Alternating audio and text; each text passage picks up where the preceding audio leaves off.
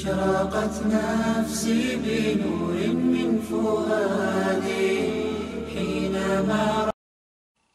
Honorable and respected brothers and sisters, ladies and gentlemen, Alhamdulillah Tabaraka wa Ta'ala, I have once again the opportunity to address you very briefly, inshallah, of one beautiful guidance that Allah Ta'ala has blessed us with in the form of the surahs and ayat of the Quran Majid. I am sure that we all know that there are 114 surahs in the Quran Majid. Some are very long, consisting of hundreds of verses. For example, the longest is Surah Al second surah, which consists of 286 ayat. And then we have some very short surahs of the Quran, the likes of Surah Al Kawthar, Surah Al Ikhlas, and the one that I have just had the honor of reciting, entitled Surah Al Asr. Asr literally means time. And here we find Allah Tabaraka wa Ta'ala beginning this surah with the oath of the time. Allah swears by the time, because Allah is Khaliq of Zaman and Makan, of time and space. And we learn that there are a number of creations of Allah that in the Holy Quran, to show their importance and significance, He swears by them. For example, He says, وَالشَّمْسِ وَضُحَاهَا, by the sun, وَالْقَمَرِ إِذَا تَلَاهَا, and by the moon. Allah swears by the pen, for example, when He says, Noor-UL-Haram وَمَا يَسْطُرُونَ. So here in this surah, Allah Tabaraka wa Ta'ala takes the oath of the time, because this is what our life consists of. We live on this earth in terms of the time that Allah Ta'ala has already allocated for us. One thing we must remember is that even before we were born, this decision was already taken by Allah. How long will we live? Will we be born alive? Or do you come into this dunya already have tasted death? And if you are born alive, how long do you live for? Ulama and Mufassirun have cited ahadith from the Sihah, including the Sahih of Imam Bukhari, the Sahih of Imam Muslim, that whilst we are in the wombs of our mothers, when the pregnancy is around 4 months, Allah sends an angel who writes 4 major important parts of the child who is to be born, and one of them is his life or her life, the time. This decision and decree and qadr is taken by Allah even before we are born. So to show us the importance of time, the value of time, how precious this ni'mat is, Allah swears by it. And He says, wal asri, by the time, innal insana lafi khusr. Indeed, man is in a great loss. All human beings, all insaniyat, all adamiyat, they are in a loss. They are losers. And then Allah Ta'ala makes an exception Allah tells us in this surah of those who are successful in His books. There's a difference. My rating of success, my understanding of success may not be that which is true success according to my Creator, Allah Tabaraka wa Ta'ala. Allah says, all men are losers, all human beings, all insan, they are in khusran.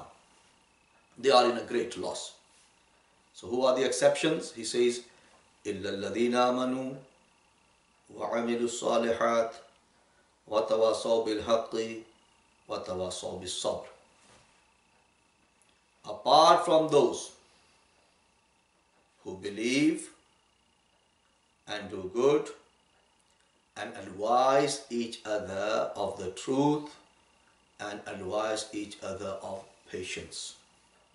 So these four basic qualities are the fundamental requirements of success in the Book of Allah. Without these four, no one can truly say they have succeeded according to the standard that Allah has set. This is that powerful surah of the Quran, Wallah. Amazing surah of the Quran. Unique, special. That the likes of Imam Shafi'i, Rahmatullah alayh, one of the four great Imams of the Ahlul Sunnah wal Jama'ah, he has said about this surah, لَوْ لَمْ يُنزِلِ اللَّهُ سِوَى هَذِهِ السُّورَةِ لَكَفَتِ النَّاسِ. He says that if Allah Ta'ala did not reveal anything else but this surah, it would have sufficed mankind. Only this surah, these three simple sentences that I have recited, they are more than enough for our guidance. Just imagine. So you don't have any other surah apart from this surah. So no Surah Fatiha, no Baqarah, no Al Imran, no Nisa, no Ma'idah, no An'am, no Araf, no Anfal, no Tawbah, no Yunus. No surah. Only this one surah. Imam Shafi'i radiallahu ta'ala says, La kafatin nas. There is so much said in this surah, it will be more than enough. If you just follow this one surah, it will suffice you. There's plenty of guidance. All teachings of Quran and Sunnah and Hadith are summed up in these few beautiful wordings of the Quran Majid. So let us make this surah part and parcel of our daily life. It is said about Sahaba Kiram, who are the greatest jama'at of human beings of all times, with the exception of the Anbiya. After the Nabis of Allah, the greatest people ever, no doubt, are the companions of our beloved Nabi Sallallahu, the likes of Abu Bakr Siddiq and Umar Farooq Azam and Usman Zul Nurayn and Sayyidina Ali al-Murtaza and other thousands of Sahaba Kiram. They are the greatest.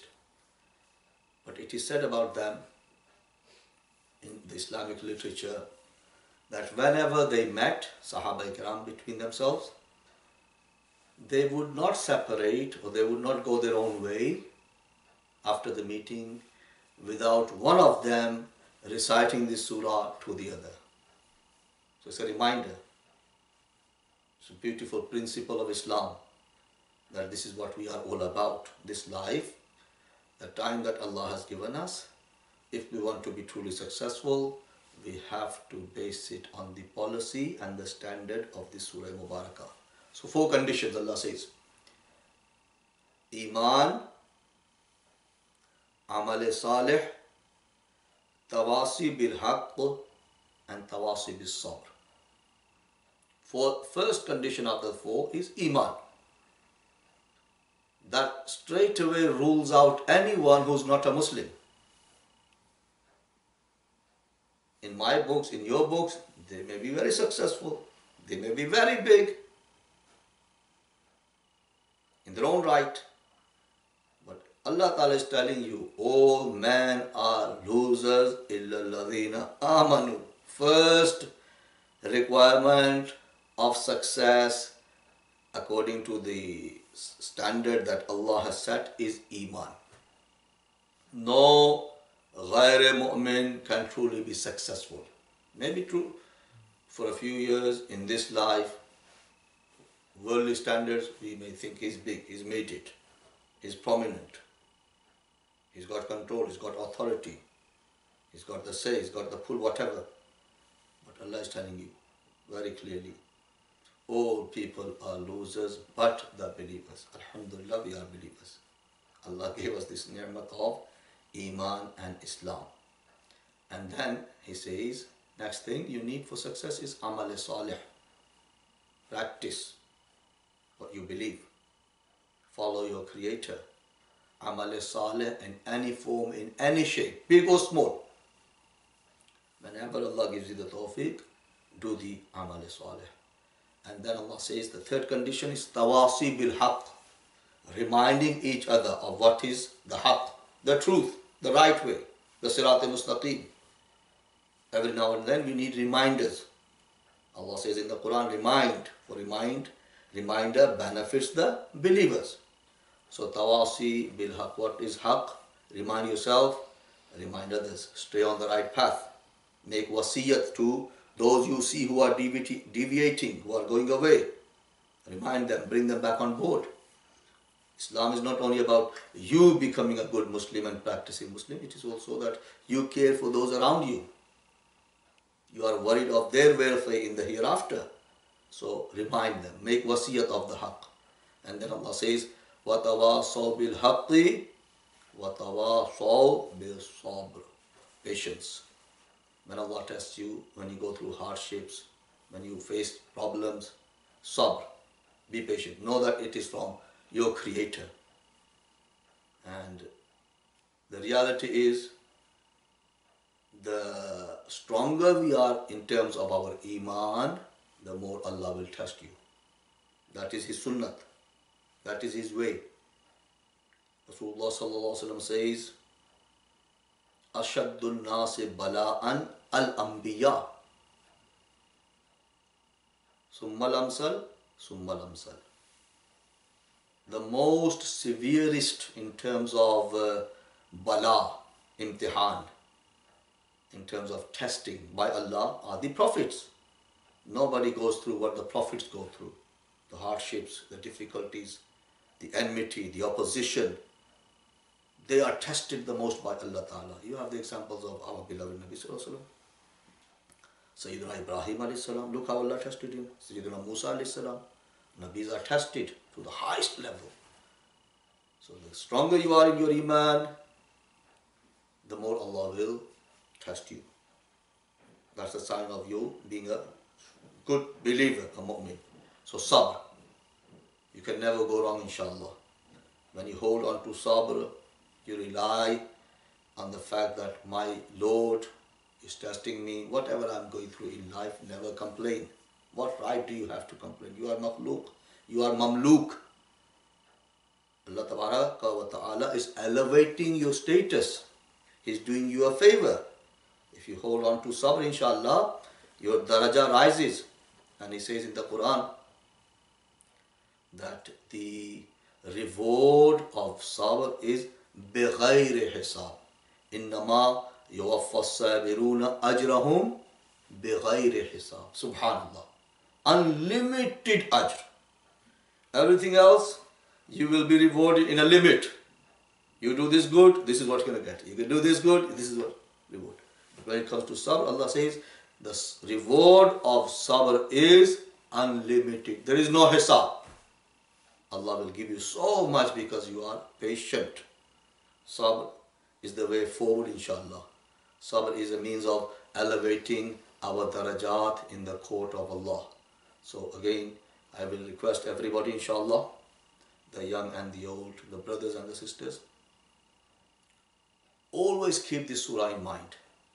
It's a beautiful, beautiful, powerful surah.